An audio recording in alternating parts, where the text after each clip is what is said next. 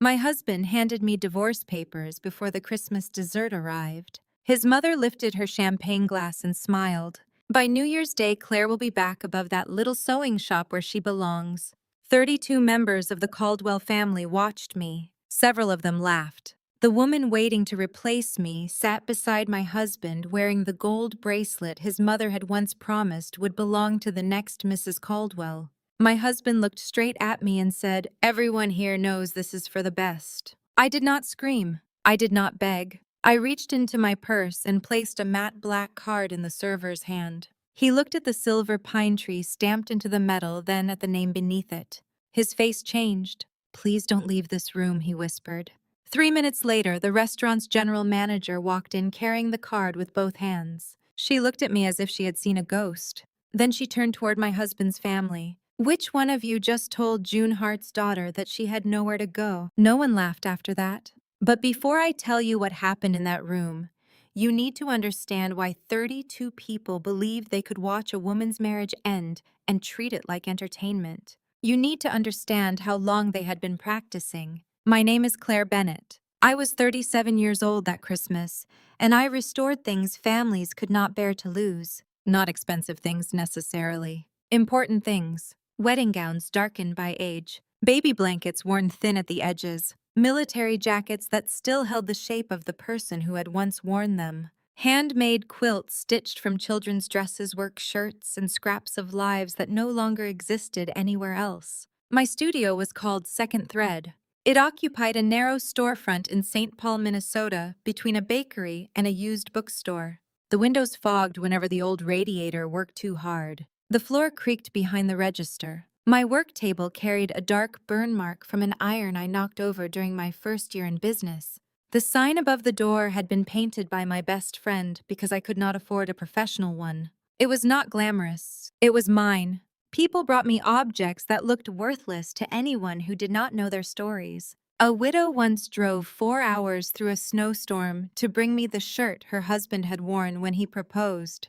A father arrived with his daughter's wedding veil 2 weeks before the ceremony after a pipe burst in their basement. A woman in her 70s brought me a quilt made from every dress she had worn before turning 12. Each person entered my studio holding fabric. Most of them were actually holding grief. My job was to know the difference. The Caldwell family called it sewing. When they were being polite, they called it Claire's creative hobby. My mother had taught me how to sew. Her name at home was June Bennett, but long before I understood why she sometimes received mail addressed to June Hart. Hart was her maiden name. I once asked why some people used it. She said it was the name she worked under before she married my father, and that changing every document had seemed unnecessary. That answer satisfied me because I was a child. My father left when I was 6. He kept his name. My mother kept me. She never spoke cruelly about him, but she did not soften the truth either. When I asked why he had stopped coming home,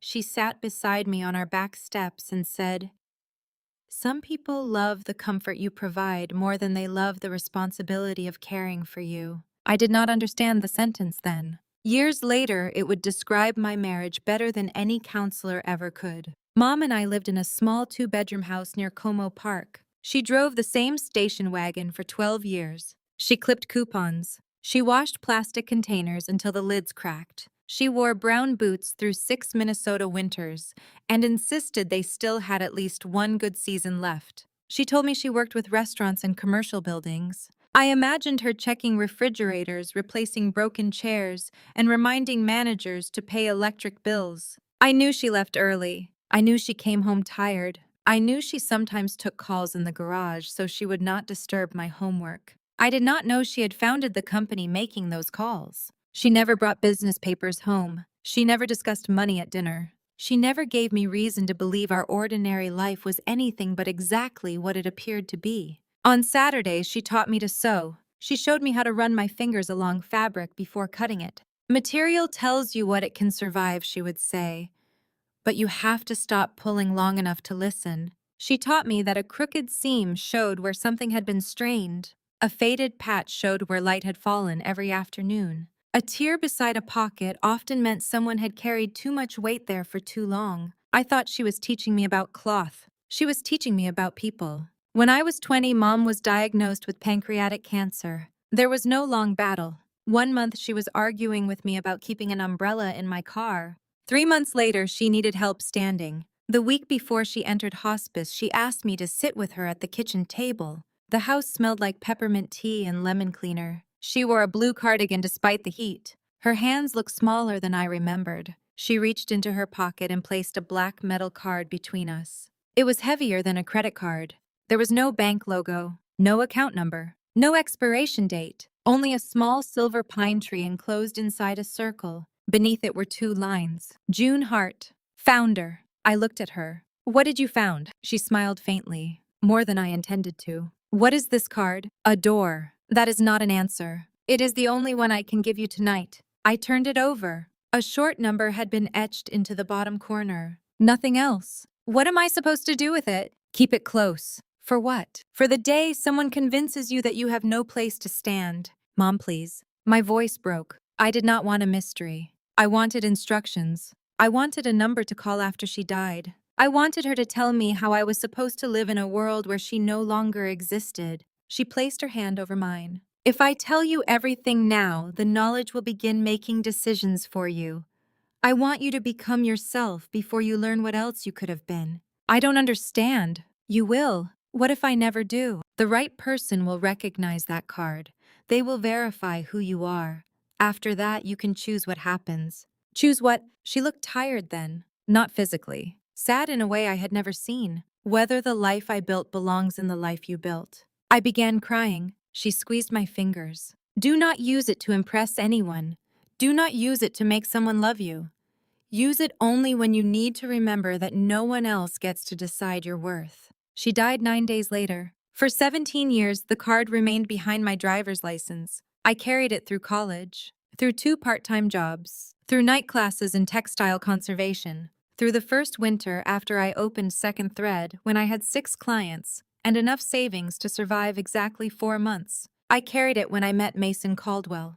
And I carried it into every room where his family treated me like someone fortunate to have been allowed inside. I met Mason at a spring home and garden show in Minneapolis. I had rented half a booth to display restored quilts and vintage wedding dresses. My banner had arrived with Second Thread misspelled, so I made a sign by hand. Mason was representing Caldwell Home and Build, his family's remodeling company. Their booth displayed glossy photographs of white kitchens, stone fireplaces, and expensive lake homes. Mine had 1 folding table, 2 lamps, and a bowl of peppermints from the dollar store. Around noon, Mason appeared holding 2 coffees. I've walked past 3 times, he said. You look like someone who forgot lunch exists. I know lunch exists. I'm choosing not to participate. Then this isn't lunch. He placed a coffee beside my scissors. It's a bribe. For what? He pointed to a smoke-damaged quilt hanging behind me. I had restored only half of it so visitors could see the difference. You fixed that. I'm fixing it. It looks like 2 different quilts. That's the point. Most people asked whether I could repair a zipper. Mason asked why the thread changed near 1 corner. He asked how I removed smoke without stripping old dye. He asked whether repairing something made it less authentic. No, I said. Pretending it was never damaged would make it less authentic. Repair should preserve the truth, not erase it. He smiled. That sounds like advice about more than quilts. At the time, I believed he understood what he was saying. For the first 2 years, Mason was warm in all the places that later became cold. He brought dinner to the studio when I worked late. He learned never to put coffee near antique lace. He sang the wrong lyrics to every song on the radio. He remembered the anniversary of my mother's death. He once spent an entire Saturday repairing an old wooden spool cabinet because he saw me admire it at an estate sale. The drawer stuck. The stain was uneven. It remains one of the most thoughtful gifts anyone has ever given me. That mattered later. It still matters now. People like simple stories. A good man becomes evil. A loving marriage was always a lie. A woman ignored obvious warnings because she was foolish. Real life is more difficult. Mason did love me. At least in the beginning. The tragedy was not that every good moment had been false. The tragedy was that when loving me began to require courage, he repeatedly chose comfort instead. The first time he took me to his parents' home, he warned me that his mother could be particular. Diane Caldwell lived with her husband Roger in a large brick house in Edina. Not a mansion. just expensive enough to remind visitors that the family had succeeded. The kitchen island was larger than my first apartment. The hallway contained framed photographs of Mason at baseball games, school ceremonies, and construction sites. Mason beside his father. Mason holding a toy hammer at 11. Mason standing in front of the first Caldwell Home and Build truck. The family documented itself carefully. Diane opened the door wearing cream slacks, a dark green sweater, and pearl earrings. Her blonde gray hair was smooth. Her smile appeared immediately. Warmth did not. "So this is Claire." She looked at me the way customers looked at fabric they were not sure they wanted to buy. Mason kissed her cheek. "Mom, behave." Diane laughed. "I always behave." She hugged me without touching more than the tops of my shoulders. Dinner included Mason's sister Natalie, Natalie's husband, 2 cousins, and Roger's brother. Someone asked about my work. I explained second thread. I described preserving wedding gowns and creating memory quilts. Diane tilted her head. "So you're a seamstress. Textile restoration is a little different." "Of course." She smiled at the table rather than at me. Mason always did bring home things he thought needed rescuing. The cousins laughed. Natalie looked down. Roger cleared his throat. Mason touched my knee beneath the table. I waited for him to speak. He did not. In the car, I asked what his mother had meant. "Nothing. She compared me to something damaged you brought home. She jokes when she's nervous." She did not look nervous. Mason sighed. "Claire, my mother needs time. She's protective of the family." "I'm not trying to hurt the family." "I know that." "Does she?" "She will." He reached for my hand. I let him take it. That became our pattern. Diane would say something cruel. Mason would explain why she had not intended it. Diane would exclude me. Mason would tell me she was still adjusting. Diane would humiliate me in front of other people. Mason would squeeze my hand under the table as if private comfort were the same as public loyalty. I accepted the difference for far too long. I told myself patience was part of love. I told myself all families had their own communication style. I told myself Diane's approval did not matter. The truth was that it mattered because Mason's courage seemed to depend on it. We married 3 years after we met. I wanted 40 guests at a restored mill near the Mississippi River. Diane wanted 180 guests at the country club where the Caldwells held company events. Mason said the larger wedding would be easier because his mother had already reserved the space. I wanted wildflowers. Diane ordered white roses. I wanted food from a restaurant Mom and I had visited when I was a child. Diane hired the country club's caterer. The dress was the only battle I won. My mother's wedding gown had been stored in a cedar box. Simple ivory silk, lace sleeves. I restored it myself. When Diane saw it, she touched one sleeve between 2 fingers. "It's very sentimental." "It was my mother's." "Yes, I understood that." She smiled. "But old ivory can look dirty in photographs." "It is not dirty." "I didn't say it was." "You said it would look dirty." "Claire, you hear judgment whenever someone offers help."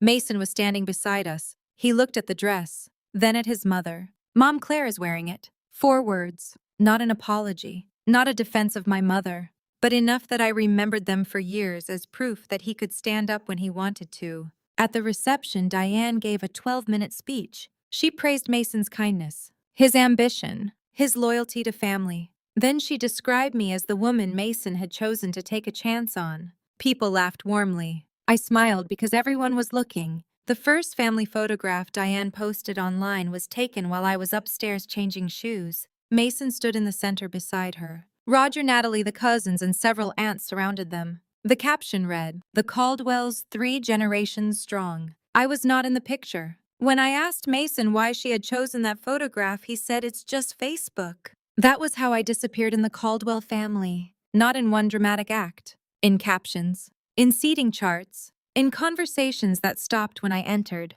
In Christmas cards that listed Mason's accomplishments and referred to my studio as Claire's Crafts. In family messages where plans were finalized before anyone remembered to include me. In photographs taken while I was helping in the kitchen, holding coats or standing just outside the frame. The first Christmas after our wedding, Diane gave every woman in the family a gold bracelet engraved with the Caldwell initial. She gave me a candle. Lavender. I am allergic to lavender. Mason had known that since our 3rd date. When I reminded him in the car, he said his mother probably forgot. The bracelets appeared in every Christmas photograph after that. Diane once told Natalie hers would eventually go to her daughter. She told me nothing. Still, the marriage did not feel empty. Not completely. There were good mornings, private jokes, weekend drives north. There were nights when Mason came home exhausted and rested his head in my lap while I ran my fingers through his hair. There was the small yellow house we bought in Roseville. I paid half the down payment with savings from Second Thread.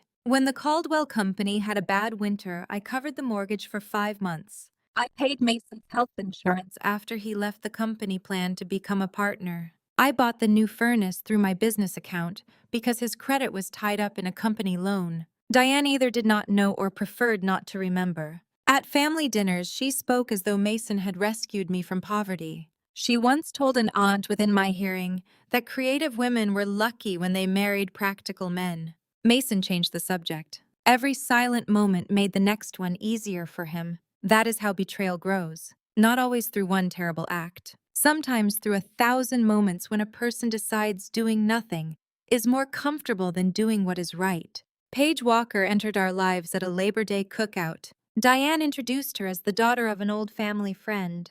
Paige was 33, dark blonde hair, perfect posture, a smooth, practiced smile. Her father owned Walker Building Supply, which sold cabinets, flooring, and fixtures throughout Minnesota and Wisconsin. Paige worked in interior design and real estate. Her social media pages showed white kitchens, neutral sweaters, expensive candles, and captions about living with intention. She entered the Caldwell home without waiting to be shown where anything was. She knew which cabinet held the wine glasses. She knew Roger took his coffee black. She knew stories about Mason's childhood I had never heard. Paige practically grew up with us, Diane said. Paige laughed. Your mother exaggerates. I never exaggerate. Diane rested a hand on her arm. You and Mason used to play in the sample rooms while your fathers talked business. Mason smiled. I remember you knocking down an entire display of tile. You blamed me. You did it. I was 9. They laughed. The sound stopped me. It was not flirtation yet. It was recognition. The easy warmth of two people speaking a language I had never been invited to learn. Diane watched me notice. Then she placed Paige beside Mason at dinner. I was seated near Roger's brother because Diane claimed he wanted advice about an antique military flag. Throughout the meal, Paige showed Mason photographs from a new lake house project. He leaned toward her. She touched his wrist twice. Diane smiled each time. On the drive home, I asked Mason whether he and Paige had ever dated. Number. Did you want to? We were kids. That did not answer the question. He looked at me. Why does every woman have to be a threat? She doesn't. Then stop acting threatened. The following month, Paige appeared at a Caldwell Company open house, then a charity event, then Sunday dinner, then a weekend at the family cabin I could not attend because of a client deadline. Diane posted photographs. In one, Paige wore Mason's sweatshirt beside the fire. In another, Diane stood between them with one arm around each. The caption read, "Some people fit from the beginning." I saw it while standing in the back room of my studio. For several seconds, I could not breathe properly. My hands began shaking. I locked myself in the restroom because Zoe, my part-time assistant, had arrived early. I sat on the closed toilet with my phone in both hands. I enlarged the photograph until the faces became blurred squares. Then I did something I am still embarrassed to admit. I looked at myself in the mirror and wondered what Paige had that I did not. Better hair, better clothes, a family Diane respected, a job that looked impressive in photographs, a history with Mason that did not require explanation. I cried for 5 minutes. Then I washed my face and returned to work. Strength is often described as never falling apart. That is not true. Strength is falling apart in a small bathroom, then walking back into the room where your life still needs you. When Mason came home, I showed him the photograph. He barely looked. Mom writes ridiculous captions. Why was Paige wearing your sweatshirt? She was cold. Why didn't anyone tell me she was spending the weekend? It was a work weekend. Natalie's husband was there. He helps with accounting.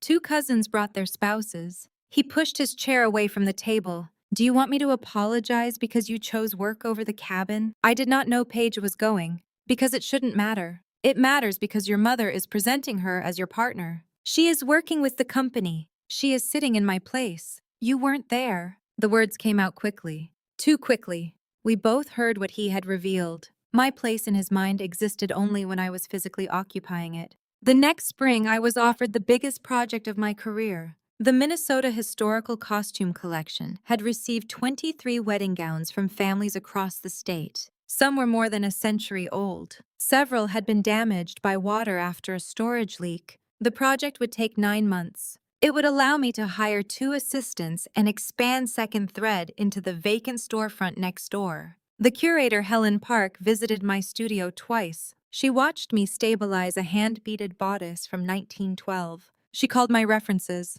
She examined every corner of the workspace. On a Friday afternoon, she shook my hand. "We want you to lead it." I went home with a bottle of grocery store champagne. Mason arrived almost 3 hours late. He smelled like cedar cologne and restaurant smoke. Paige wore a cedar perfume. I knew because Diane had given me the same brand for Christmas, saying it was more sophisticated than what I usually wore. I poured champagne. "I got the historical collection project." "That's good." "Good. Great. Sorry, long day." "It is the largest project I've ever been offered." I said it was great. "You haven't looked at me." He lifted his eyes. I saw irritation before he rearranged his face into pride. "I'm happy for you." I told him what it meant. The dresses, the expansion, the assistants. He listened while checking his phone. When the screen lit up, he turned it over. 3 days later, Helen called. Her voice sounded formal. The project had been placed on hold. An issue had been raised concerning my reliability and judgment. "What issue?" "I'm not comfortable discussing the source." "Has someone claimed I damaged a client's property?" A pause. "Someone close to you expressed concern that personal stress was affecting your work." My mouth went dry. "That is not true." "I'm not saying it is." "Then why are you removing me?" "We are reassessing." The project never returned. A week later, one of Helen's colleagues came to my studio. She had been a client. She closed the door behind her. "I'm not supposed to tell you this." "Then don't risk your job." "You deserve to know." She lowered her voice. Diane Caldwell called Helen. I gripped the edge of my work table. "What did she say?" "That you were emotionally unstable. That you had become obsessive about your work. She implied you had mishandled a Caldwell family textile." "There is no Caldwell family textile." "I know." "Did Helen believe her?" "Not at first." The woman hesitated. "Then Mason confirmed that you were under serious emotional strain." The room tilted. "Mason, he did not accuse you of damaging anything. He said the family had concerns and that he was trying to persuade you to seek help." I could not fit my key into the ignition when I reached my car. My hand would not stop shaking. I sat behind the wheel, pressing the metal against the slot again and again until I understood what I was doing. Then I put my forehead against the steering wheel. Diane had attacked my work. Mason had given her lie credibility, not through silence, not through weakness, through action. He had chosen to help.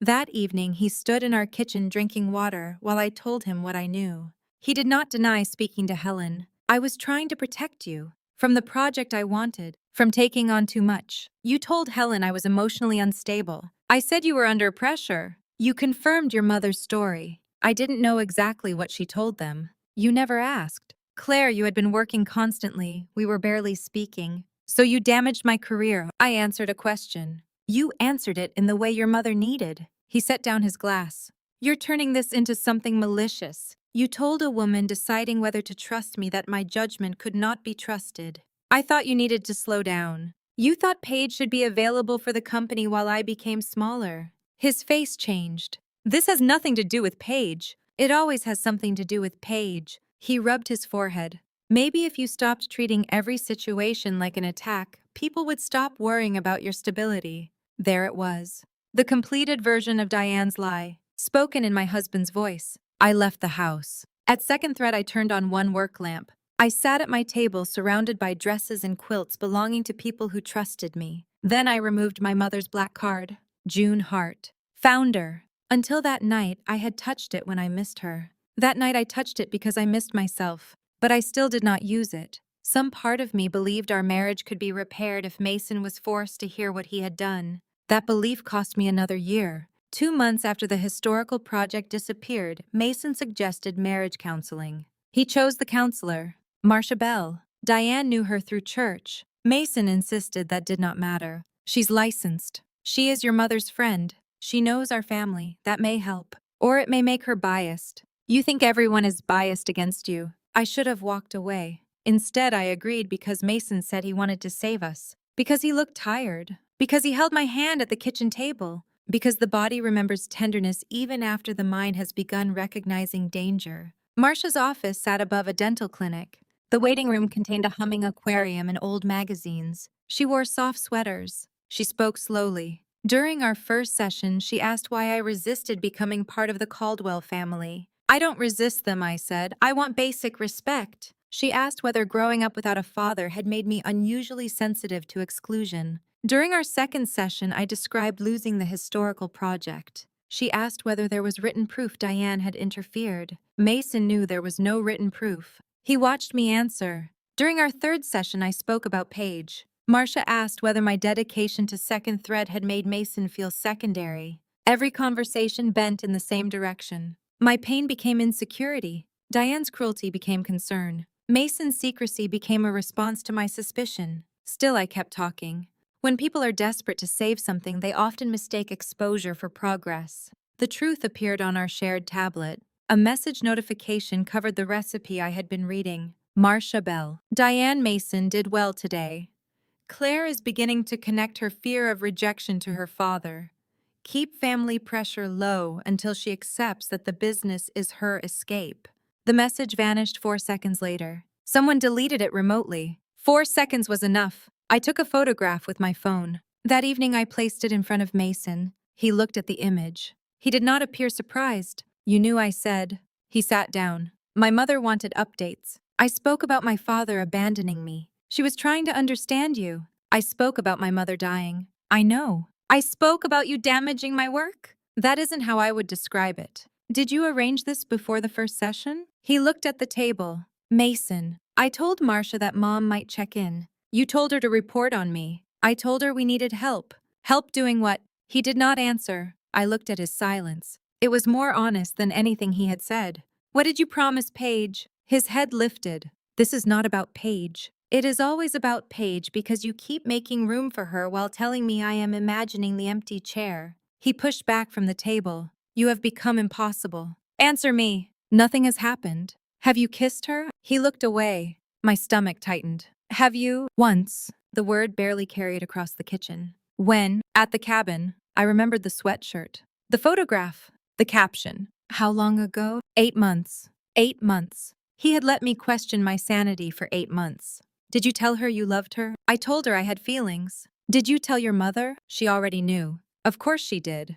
Are you sleeping with her? Number. A pause. Not yet. 2 words. Not yet. A future tense. A promise waiting to be fulfilled. Something inside me tore so cleanly that for a moment I felt nothing. Then pain arrived everywhere. My chest. My throat. My hands. I gripped the back of a chair because I was suddenly afraid my knees would give way. Mason watched me. He took 1 step forward. I lifted my hand. Don't! He stopped. You need to hear me, he said. I have been hearing you for years. We are miserable. You created a private relationship with another woman and used a counselor to convince me the problem was my fear of abandonment. Paige understands this family. There it was. No longer hidden. No longer softened. What does that mean? She understands the company. The expectations.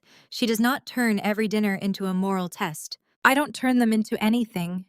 Your mother humiliates me, and you call my reaction the disruption. My mother was right about one thing. His voice became quiet. You were never built for this life. What life? A family business, obligations, people depending on us. I paid our mortgage when your business could not pay you. I never asked you to do that. You accepted it. That doesn't mean you understand what we are building. What are you building? He looked at me. A future. With Paige. He did not answer. I nodded. Not because I understood everything. Because I finally understood enough. That night I slept on the couch at Second Thread. Emma arrived with sweatpants, soup, and a toothbrush. She had been my closest friend since college. She did not tell me to leave Mason. She did not say she had warned me. She sat on the floor beside the couch. Do you feel safe? Yes. Do you want me to stay? Yes. So she stayed. At 3 in the morning I told her everything. The wedding photograph. The candle. The cabin. The historical project. Marcia. The kiss. The words not yet. All the small humiliations I had evaluated separately because no single one seemed large enough to justify ending a marriage. Emma listened. Then she said, Claire, you keep measuring every cut by itself. You need to look at how much blood you've lost. I cried then, not gracefully, not quietly. I cried until my face hurt and my breathing became uneven. I cried because I still loved the man Mason had once been. I cried because that man was not coming back. I cried because part of me still wanted him to walk into the studio, kneel on the floor, and say he had finally chosen me. He did come the next morning. He stood outside the locked front door. I watched him through the glass. He called my phone. I want to explain. I did not answer. He remained there for 20 minutes. Then Diane's car pulled up. He got inside. Even after everything, his mother came to collect him. I returned home 2 days later, not to repair the marriage, because my name was on the house and my life was still inside it. Mason moved into the guest room. For the next year, we lived like two tenants, maintaining a polite ceasefire. We attended Thanksgiving at Diane's because neither of us wanted to answer questions. We arrived together. We smiled for one photograph. We drove home in silence. Mason spent more nights away. He stopped pretending every evening was work. I stopped asking where he slept. I rebuilt what Diane and Mason had damaged. I contacted private collectors. I began teaching weekend restoration classes. I hired Zoe for more hours. I expanded Second Thread without the historical collection. Slowly. Honestly, no one rescued me. Diane hated that. At Easter dinner, she asked whether my business was still consuming most of my time. Yes. Mason says you are rarely home. Mason is rarely home to know. Roger coughed. Natalie looked at her plate. Diane smiled. There it is. That defensiveness Marcia mentioned. Do not say her name to me. The table went silent. Diane's smile disappeared. Only for a second. Then it returned colder. I see counseling did not help. It helped me understand who it served. Mason whispered Claire. I looked at him. Correct me. He said nothing. That was the last Caldwell dinner where I helped clear the plates. The following summer, Caldwell Home and Build announced a major partnership with Walker Building Supply. Paige became design director for several projects. Diane hosted a dinner to celebrate. I was not invited. Mason claimed it was only for employees. Natalie posted photographs. Every spouse was there. Paige stood beside Mason holding champagne. Diane had one hand on each of their shoulders. The three of them looked like a family portrait that had finally removed the unwanted person. The caption read, Building the Future. I printed the photograph, not for evidence, for clarity. I placed it in the bottom drawer of my work table beside the photograph of Marcia's message. Love can make memory dishonest. Sometimes you need the truth somewhere you can reach it. In early December, Diane called me. Her voice sounded unusually cheerful. She had reserved a private room for Christmas Eve. 32 guests, family, company partners, the Walkers, several longtime friends. The restaurant was called Pine and Hearth. It occupied a restored brick building near downtown St. Paul. Most people in the Twin Cities knew it. Families celebrated anniversaries and graduations there. The food was elegant without being pretentious. The reservation had taken months, Diane said. We want this Christmas to feel meaningful. Why? What a strange question. You have not wanted me at a family event for a year. Whatever problems you and Mason have, you are still his wife. For now, a pause, then a soft laugh. You always did have an imagination. 3 days later, Mason came home carrying a garment bag. Inside was a dark blue dress. Mom chose it, he said. She thought it would photograph well. Why is she concerned about how I photograph? It is Christmas. That did not answer the question. He laid the garment bag on the bed. Can we get through one night without you analyzing everything? Probably not. He looked at me. The answer surprised him. It surprised me too. The morning before Christmas Eve, a folded note fell from Mason's coat when I moved it from a kitchen chair. It opened when it struck the floor. I saw the handwriting before deciding whether to read it. Tomorrow night. Finally. I'm tired of pretending I don't already belong beside you. You promised she would leave quietly. P. I read it twice. The first time with my mind, the second time with the rest of me. Paige knew. Mason had promised. The Christmas dinner was not simply where he planned to announce the divorce. It was a performance designed for her. He wanted Paige to see him choose her publicly. He wanted the Caldwell family to witness the transition. And he believed I would leave quietly. I returned the note to his pocket. Then I made coffee. My hands were steady until I tried to lift the mug. Coffee spilled onto the counter. I stared at it. Then I laughed once, a small empty sound. For years, Mason had called my perception dramatic. Now the truth had become so obvious that even he had written it down.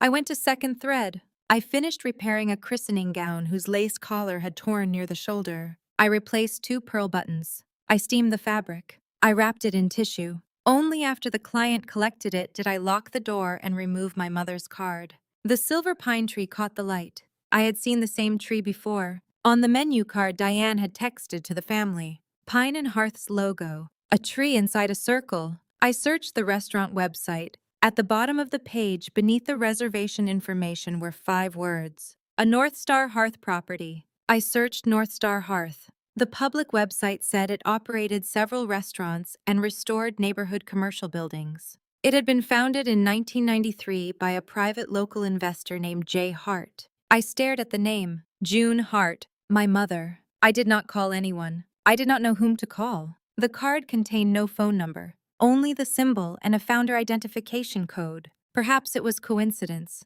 Perhaps it was not. Either way, I returned it to my wallet. For the first time since my mother died, I thought the time might have come. Christmas Eve arrived cold and clear. Snow from the previous week had hardened along the sidewalks. I wore the blue dress, not because Diane had chosen it, because it fit me well. I wore my mother's silver earrings. Mason drove. He barely spoke. At a red light, his phone illuminated in the cup holder. Page. He turned it face down. I looked through the windshield. Neither of us pretended. Pine and Hearth occupied the ground floor of a restored warehouse. Beside the entrance, a brass plate displayed the silver pine tree symbol. My heart began beating harder. Inside the restaurant felt strangely familiar. Dark green walls, simple white dishes, the scent of orange peel and cedar. Near the entrance stood an antique sewing table converted into a host station. It looked almost identical to the one my mother had kept in our hallway. I stopped. Mason looked back. "Are you coming?" "Yes." The private dining room was already full. The Caldwells, the Walkers, company managers, family friends, 32 people. Paige stood beside Diane wearing a deep red dress. Around her wrist was Diane's gold Caldwell bracelet, the one every Caldwell woman had received except me. The one, Diane once said, belonged to the women who carried the family forward. Paige touched it when she saw me looking, not nervously, deliberately. Diane smiled. "Claire, you made it, as requested." Her eyes moved over the dress. I knew that color would improve things. Improve what? Before she could answer, Mason stepped between us. "Let's sit down." The seating chart had placed Paige beside Mason. My card was near the end of the table. I looked at the arrangement, then at Mason. He did not pretend it was his mother's decision. "I asked Paige to sit beside me," he said. The directness surprised me. Perhaps he had grown tired of hiding. "Why?" "We have company matters to discuss. During Christmas dinner, this partnership affects the future." Paige smiled. "That word seems to bother you. Only when people use it to justify behaving badly in the present." Her smile tightened. I sat down. Natalie was across from me. She looked ashamed. Roger stared into his water. No one offered to change seats. Dinner began. Diane guided every conversation. She praised Paige's design work. She praised Mason's leadership. She announced that Caldwell Home and Build would soon expand into Wisconsin. When someone asked how Second Thread was doing, Diane answered for me. "Claire still repairs old clothes. I restore family textiles," I said. Paige tilted her head. "That must be therapeutic." "It is work." "Of course." Diane laughed softly. "Claire is very protective of how people describe her hobby." "Business," I said. The table quieted. Diane lifted her glass. "Whatever makes you feel accomplished." In earlier years, I would have defended myself. I would have mentioned revenue, clients, projects. I would have translated my worth into the language Diane respected.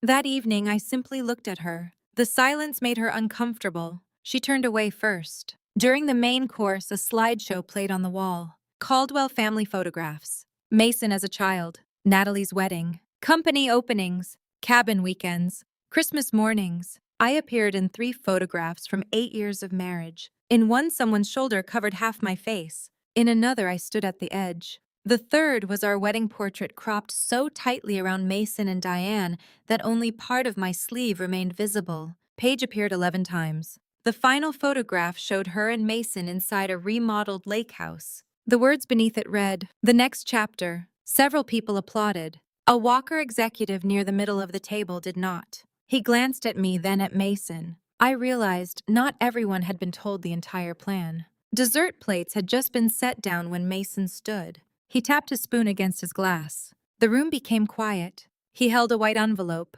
His hand trembled slightly, not with regret, with adrenaline. I know Christmas should be about family, he began, but family requires honesty. The speech sounded rehearsed. I could hear Diane's language in it.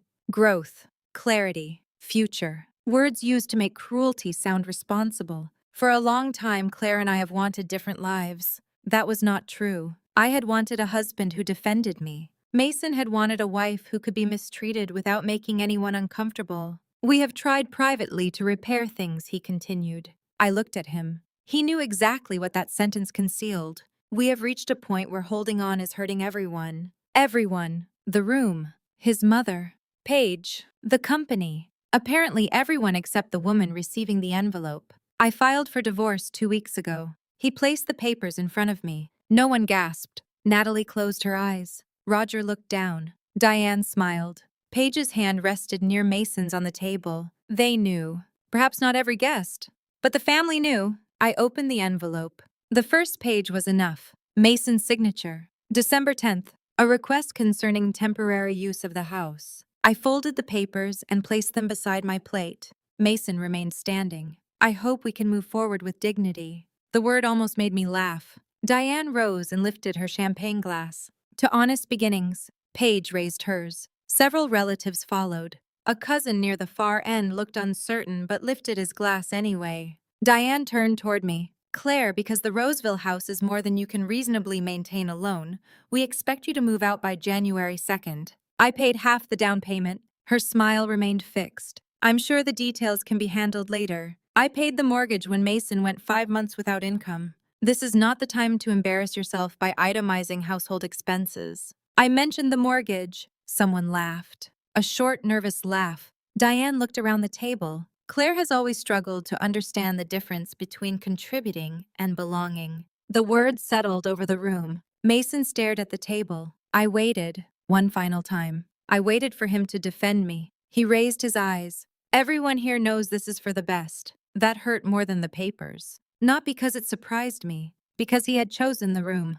He had chosen the witnesses. He had chosen to make their approval louder than our marriage. Diane lifted her glass higher. By New Year's Day, Claire will be back above that little sewing shop where she belongs, assuming the landlord still wants her. This time the laughter spread. Not everyone laughed. Natalie did not. Roger did not. The Walker executive did not.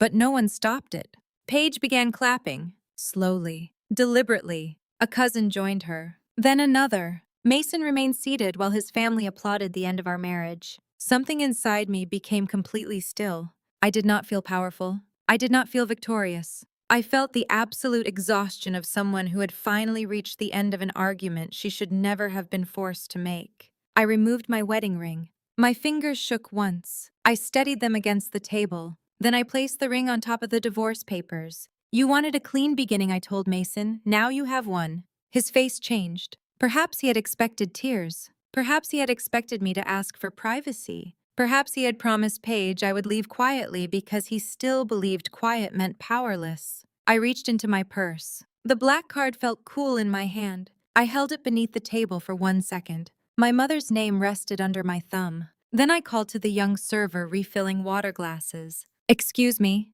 He stepped closer. Could you please take this to your general manager? I handed him the card. His eyes moved over the silver pine tree. Then the word founder. Then the identification number. His expression changed. He looked at me more carefully. May I ask your name? Claire Bennett. His eyes widened.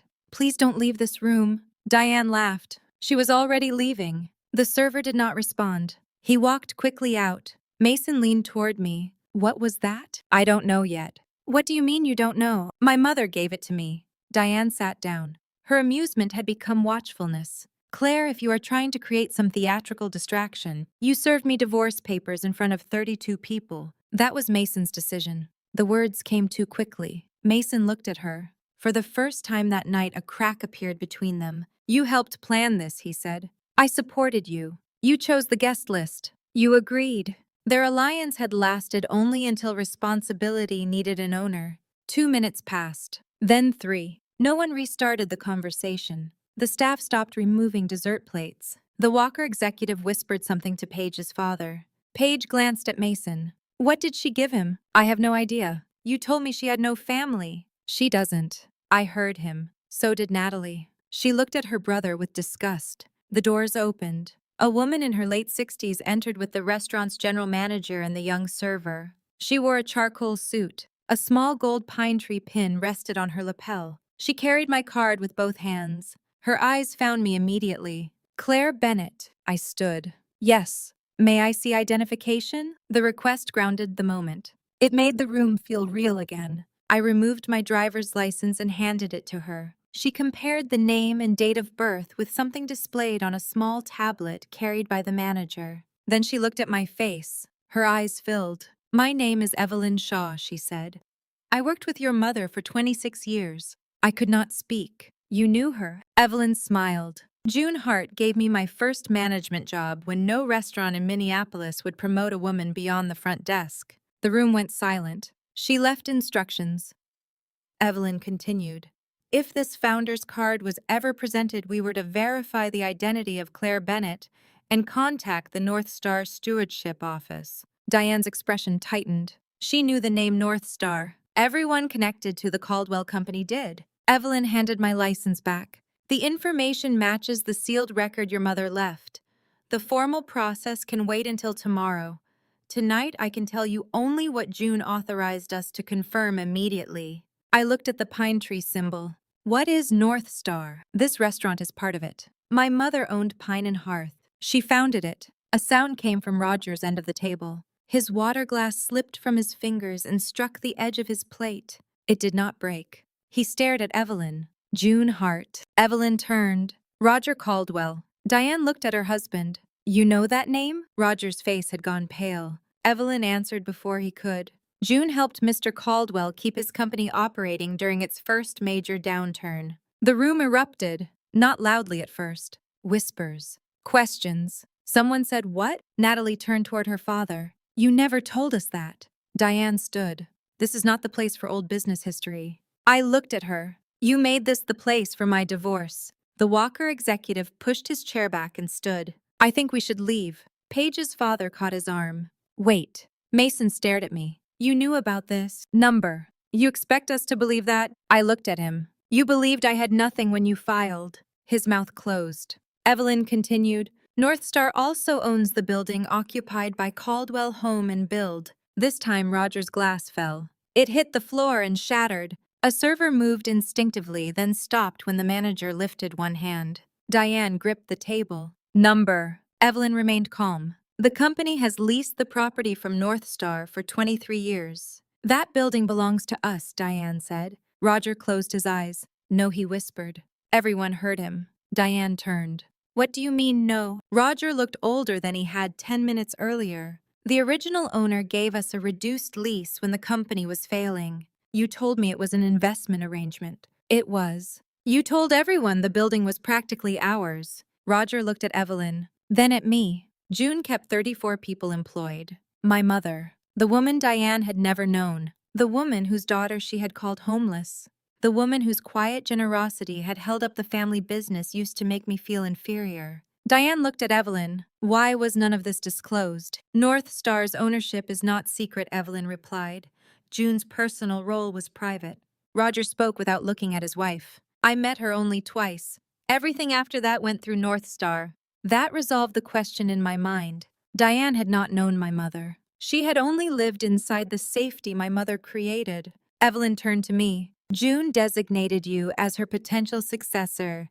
The card does not make you the immediate controller of anything. It begins a review and gives you the choice to accept a role after meeting the stewardship team. The distinction mattered. I had not become powerful in 3 minutes. I had been given a door. Exactly as my mother said. Mason stood. Claire, we need to talk privately. We had 8 years to talk privately. This changes everything. Number? I looked directly at him. You made your choice when you believed it changed nothing. Paige turned toward Mason. You told me she would leave quietly. The entire table heard her. Mason's face tightened. Paige, you said the house was yours. You said she had nothing tying her here. I looked at Paige. There it was. Her apology had not arrived. Her concern was not what they had done to me. Her concern was that Mason's description of my weakness had been inaccurate. You knew about tonight, I said. She lifted her chin. I knew he was ending an unhappy marriage. You wrote the note in his coat. Her face drained. Diane stepped between us. That is enough. No, Natalie said. Everyone looked at her. For years, Natalie had lowered her eyes. That night, she looked directly at her mother. It is finally enough. Diane stared at her daughter. You knew what this family was becoming, Natalie said. You just assumed no one would ever have the courage to say it in front of you. Sit down. Number, one word. Small. Late, but real. Paige removed the Caldwell bracelet. She placed it beside her plate. I was told Claire had agreed the marriage was over. Mason looked at her. I said she knew we were separated. You said she cared more about her shop than the marriage. You knew we were still living together. You told me she stayed for the house. I watched them turn on one another. Not because they had developed consciences, because the story they shared no longer protected them. Diane pointed toward the door. This conversation ends now. Evelyn did not move. This is Ms. Bennett's mother's restaurant. Diane's face flushed. She is not the owner yet. No, I said. But I am still the woman your son married. I looked around the table. At our wedding, my friends were seated beside the kitchen, while Diane's neighbors sat with the family. The first photograph she posted did not include me. Every Caldwell woman received a bracelet except me.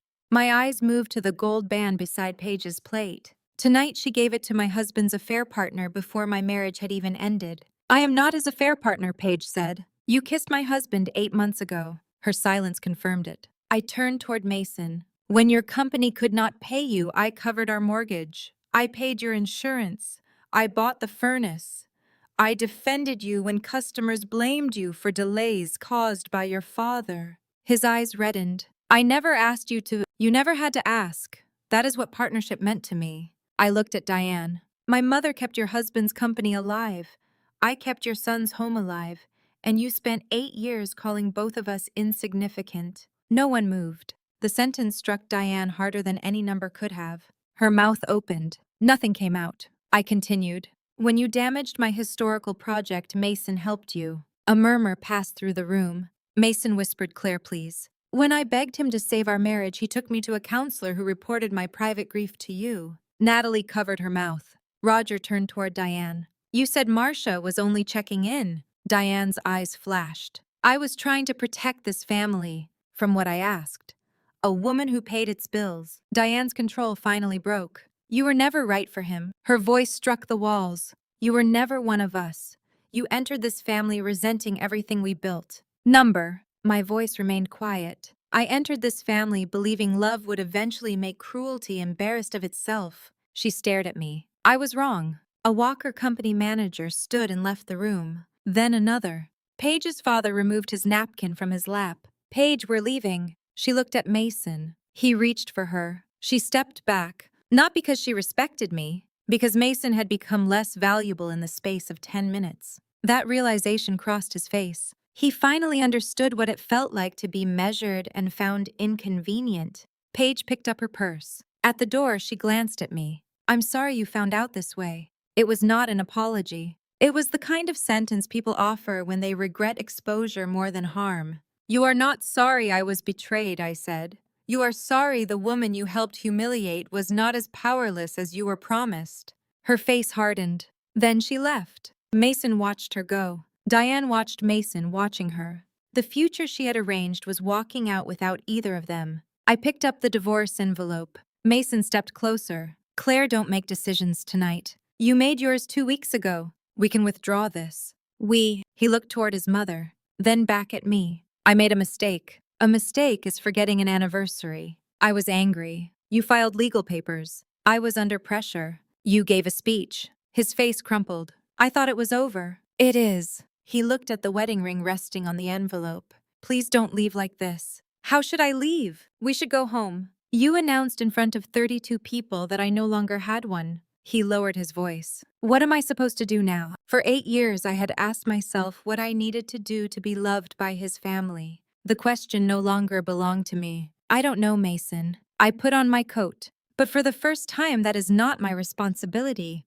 Diane found her voice. You cannot threaten the Caldwell Company because of a family disagreement. I looked at her. No one threatened you. The lease. I learned about it 5 minutes ago. You will use it against us. Is that what you would do? She did not answer. I turned toward Roger. How many people work in that building? 34. They did not participate in this. Relief crossed his face. Diane's did not. I will listen to the property team, I said. I will make no decision tonight. Your employees will not lose their jobs because you humiliated me. Diane lifted her chin. You expect praise for that. Number. I opened the door. I expect nothing from you anymore. Outside snow had begun falling. Small dry flakes moved beneath the streetlights. I stood under the restaurant awning and breathed. I expected triumph. Instead, I felt tired. Not weak, not broken. Simply tired in the way a person feels after carrying something so long that the body has forgotten what it means to put it down. My phone rang. Emma. I answered. Are you okay? Yes. The word surprised me. It was true. What happened? He gave me the papers. Oh, Claire. His mother made a toast. People clapped. I'm coming. Wait. I looked back at the brass pine tree beside the door. The card was real. Silence. What does that mean? I'm not completely sure. A laugh escaped me. Half laugh. Half sob. But apparently my mother founded the restaurant. Emma paused. Your mother founded the restaurant where they told you that you were homeless. Yes. I am trying very hard not to laugh during the worst night of your life. That broke something open. I laughed. Then I cried. I stood beneath the awning laughing and crying while snow landed on my shoulders. I'm at the studio, Emma said.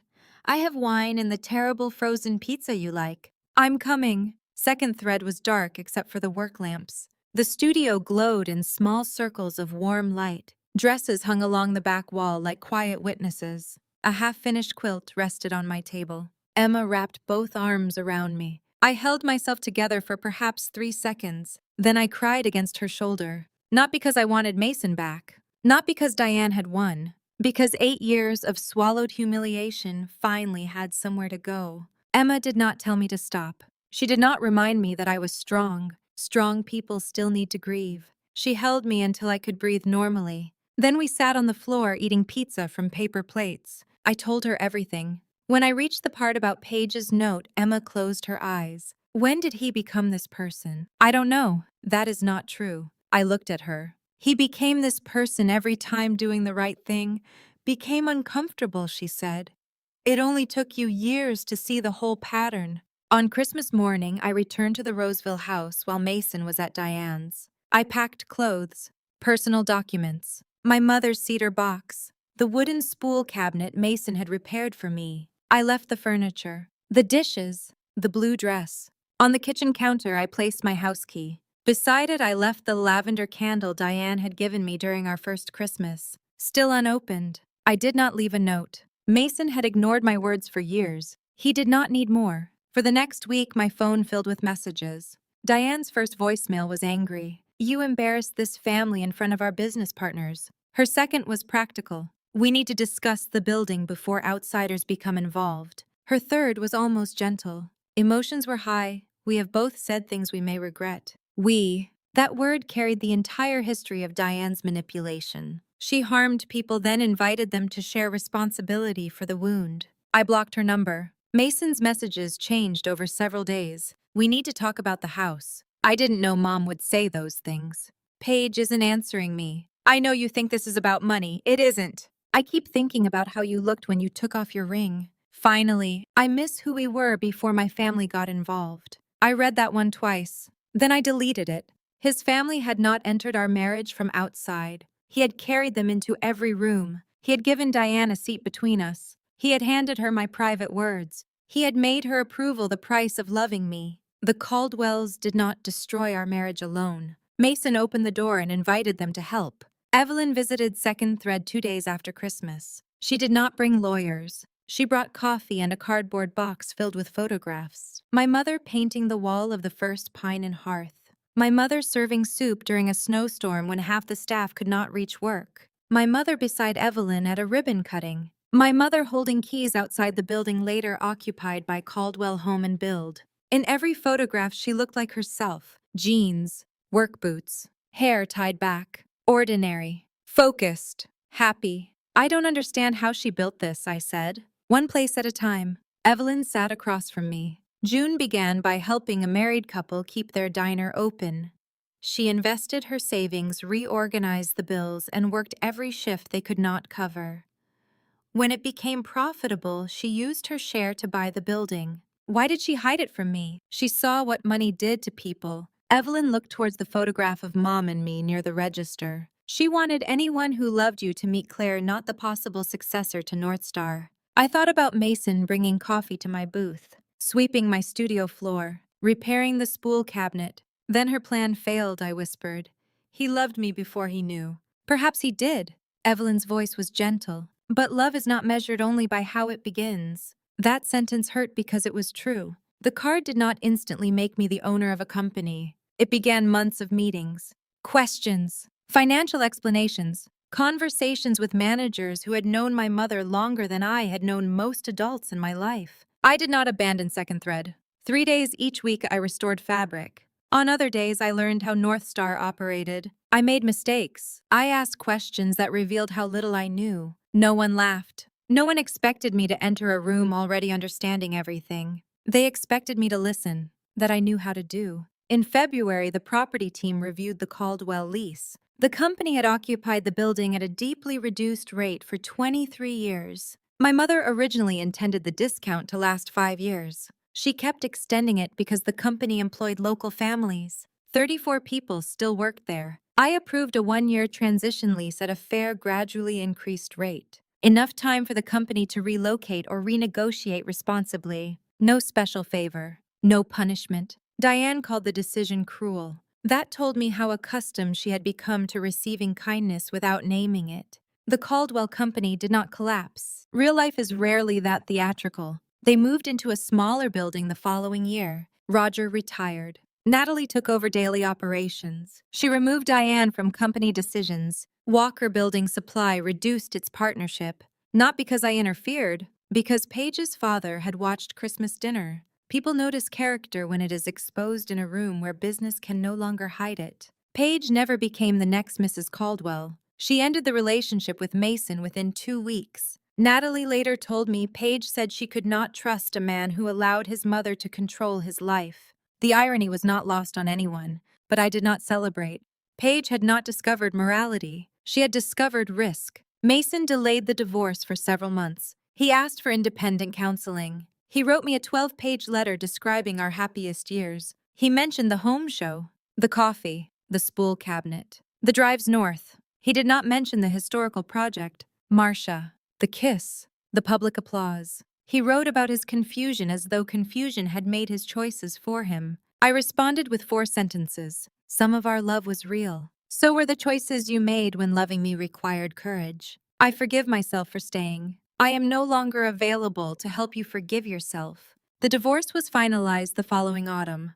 There was no courtroom battle, no dramatic speech. We divided the house fairly. I received repayment for the mortgage furnace and down payment contributions I could document. Mason kept the house. I did not want it. Too many rooms had been filled with silence. After the final meeting, he followed me into the parking lot. The maple trees had turned red.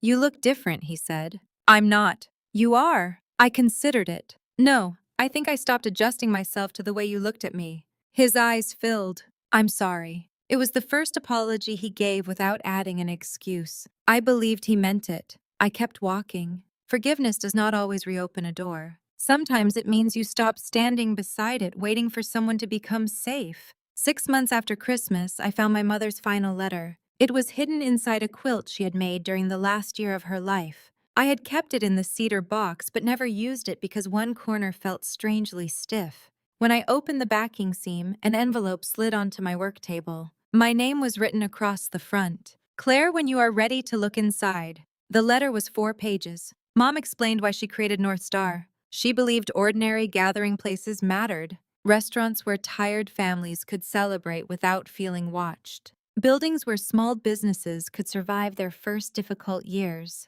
markets where employees knew older customers by name. Then she wrote, I did not hide North Star because I doubted you. I hid it because I trusted the person you were becoming. I wanted you to know the cost of groceries. I wanted you to understand the dignity of earning trust slowly. I wanted you to have friends who would bring soup when there was nothing to gain. I wanted anyone who asked for your hand to believe it was the only thing you had to offer. The people who remain kind when they think you have nothing are the people who may be trusted when you have more. Near the end, she wrote the line that broke me. Do not confuse being needed with being loved. Some people will depend on your patience while resenting you for possessing it. You are allowed to stop repairing what keeps choosing to tear itself apart. I laid my head on the table and cried. For my mother, for the years she had been gone, for the young woman who had mistaken endurance for loyalty, for the wife who had sat at so many tables waiting for someone to defend her, and for the woman who had finally learned she could stand without their permission. I kept Second Thread. I expanded into the storefront next door. Zoe became my full-time assistant. Through North Star, we converted one unused building into affordable workspaces for seamstresses, woodworkers, bakers, and other small business owners. We named it June House, not because my mother wanted her name above other people, because she had spent her life giving them a place to stand. One morning, almost 2 years after Christmas, I found the wooden spool cabinet outside Second Thread. Mason had left it beside the door. A note rested in the top drawer. I know this belongs with you. I ran my hand over the uneven stain. For a moment, I remembered the man who had searched an estate sale because he knew I would love it. The man who brought coffee to my booth. The man who once listened when I spoke. Those memories were real. So was everything that followed. I brought the cabinet inside. Keeping it did not mean I wanted Mason back. Throwing it away would not have made me stronger. Healing is not pretending the past contained nothing worth loving. Healing is seeing the entire pattern without allowing the beautiful pieces to hide the damage. The cabinet now holds thread in the classroom at June House. Something made with love can remain useful even after the person who made it is no longer welcome in your life.